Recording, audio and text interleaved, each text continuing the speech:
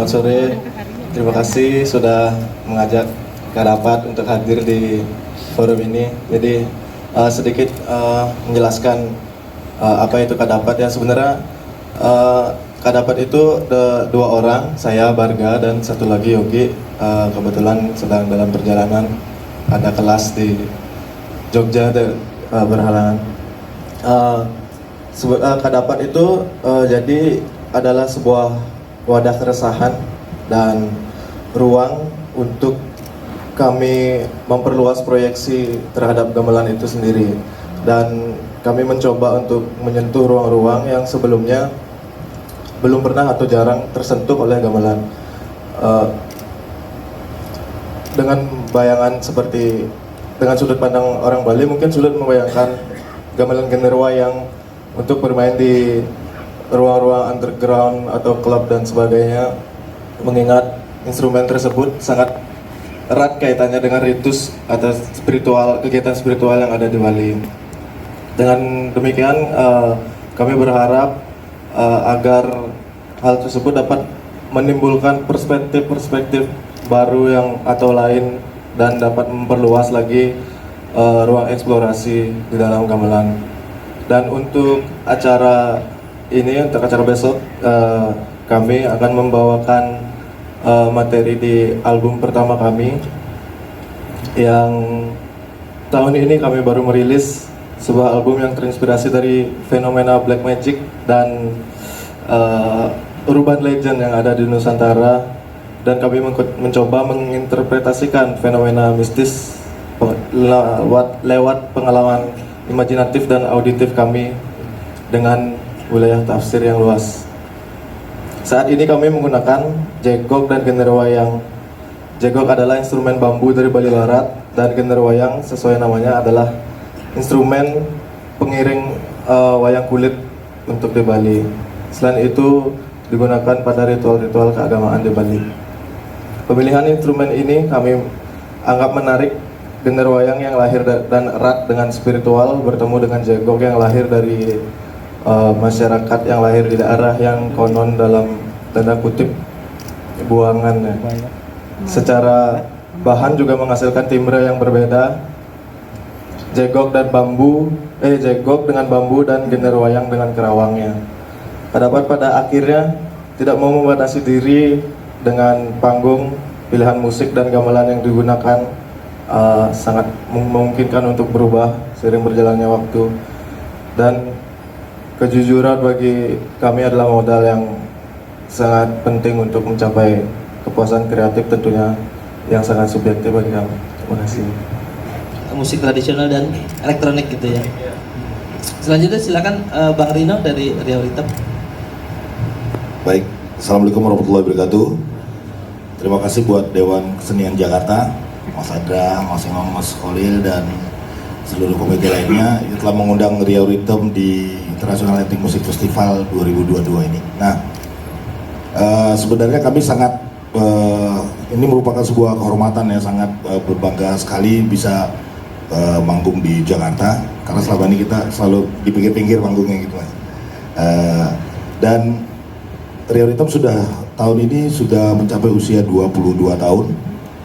Kita berdiri di tahun 21 tahun tepatnya, dan karya yang kita eksplorasi lebih kepada sejarah-sejarah lama dari zaman Swarna Dwipa. Itu kita sebenarnya di album Swarna Dwipa itu di tahun 2013 di album ke-7 Riau Ritem, dan sebelumnya kita lebih memilih ke genre fusion karena pendekatan musik Zapin Melayu itu lebih kepada fusion.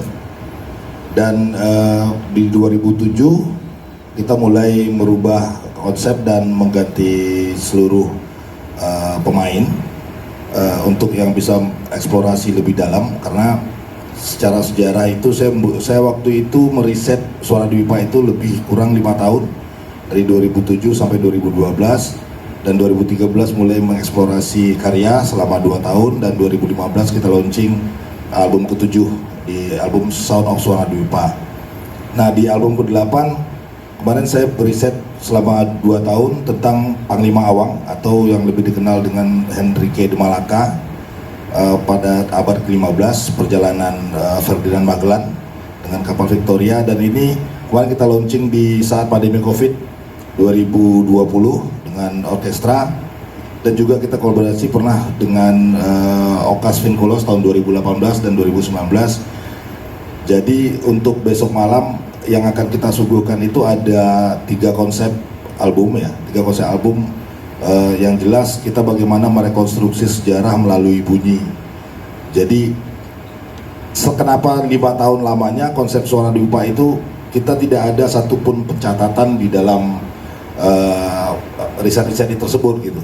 Kita mewawancarai seluruh narasumber karena tradisi lisan itu kan bercerita sebagai bercerita tentang sejarah-sejarah itu lewat oral gitu, tradisi oral, karena tidak ada yang tercatat satupun gitu. Akhirnya kita mencoba menganalisa dan merekonstruksi sejarah itu melalui bunyi dengan komposisi-komposisi musik yang akan kita sampaikan di dalam album ke-8.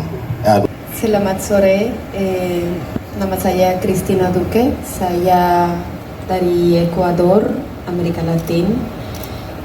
Terima kasih untuk panitia bisa saya di sini, dan mohon maaf masih belajar bahasa Indonesia. Untuk besok saya mau membawakan budaya saya yang masuk musik sama tari di tempat saya di negaraku. Adalah negara saya negara kecil tetapi sangat diversity. We have a lot of diversity, and also we have a lot of different cultures. So tomorrow I will talk about one of that I really admire a lot. The name is Afro Esmeraldas, and how the people in there they make music, they make dance, but also they create with this vision post-colonial.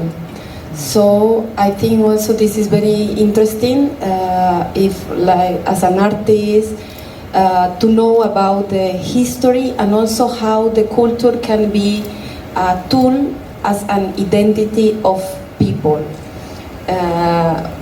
I think Indonesia sama Ecuador we have a lot of di dalam sejarah kami punya beberapa hal-hal sangat mirip karena kami we were colonialized by European people. So untuk saya membawakan budaya saya tapi di dalam post-colonial vision. So besok saya juga membawakan tarian, jadi saya juga menari dan menjelaskan tentang apa musik di sana dan tarian dari sana. Itu, terima kasih banyak. Terima kasih banyak, saya Leon dari Meksiko, dan ada juga rekan saya Mas Victor Hugo Hidalgo. Kami berdua masing-masing sedang mempersiapkan juga materi pembahasan tentang identitas Meksiko. Nah, yang sekarang yang perlu juga digarisbawahi itu kalau beliau akan membahas Meksiko Tengah, salah satu hal di Meksiko Tengah, sedangkan saya Meksiko Selatan. Ternyata Meksiko itu tidak sama rata, itu banyak budaya juga. Tentu saja ada hubungan secara kolonial, postkolonial dengan Ekuador sama rumpun bekas jajahan Spanyol.